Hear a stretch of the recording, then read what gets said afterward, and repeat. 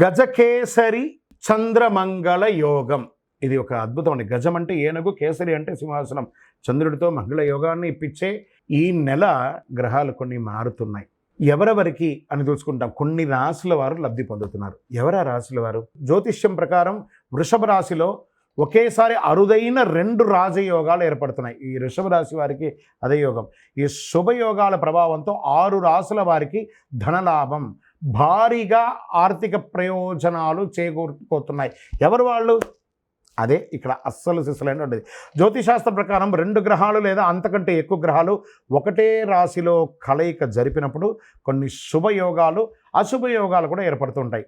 ఈ నేపథ్యంలో జూలై 29, 30, 31 వృషభ రాశిలో గురుడు, కుజుడు, చంద్రుడు కలయిక జరుపుతున్నారు 2024 జూలై ఆఖరిలో.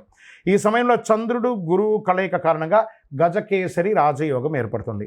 మరోవైపు చంద్రుడు కుజుడు సంయోగం వల్ల చంద్రమంగళ యోగం ఏర్పడుతుంది. చూడండి, ఇది ఎంత అద్భుతం.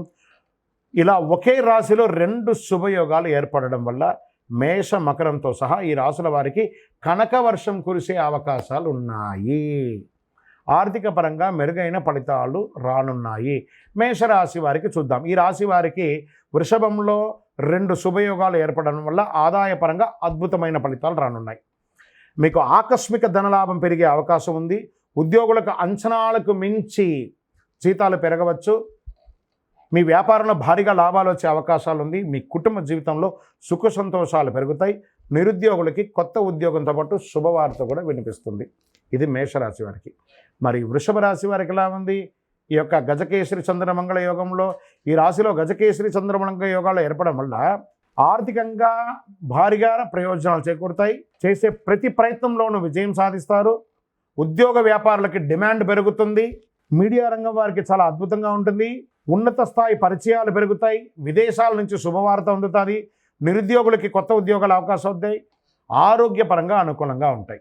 ఇప్పుడు కర్కాటక రాశి తీసుకుంటే కాస్త మీరు మీ యొక్క అన్ని అదుపులో పెట్టుకుంటే ఈ రాశి వారికి 2 శుభయోగ కారణంగా ఏ రంగంలో అయినా తిరుగు అనేది ఉండదండి.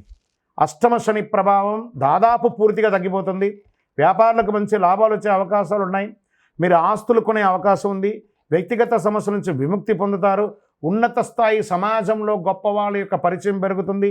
తల్లిదండ్రుల నుంచి ఆశించినటువంటి ఆశీస్సులు, ఆస్తిపాస్తులు కూడా వచ్చే అవకాశాలు ఉన్నాయి. మరి ఇంకొక రాశి ఎవరున్నారు? కన్యా రాశి వారు.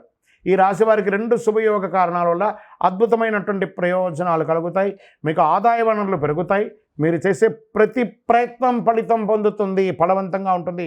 విదేశీయ ఉద్యోగాని కోసం ప్రయత్నం చేసే వారికి ఇది మంచి ఫలితం.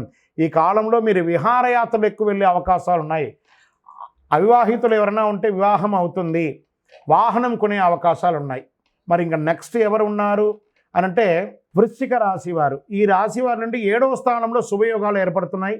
వీటి ప్రభావంతో మీ కుటుంబ జీవితంలో సంతోషం పెరుగుతుంది. మీ వైవాహిక జీవితంలో గొడవలన్నీ సద్దుమణుగుతాయి. మీరు భూ సంబంధిత ఆస్తులు కలిసి వస్తాయి.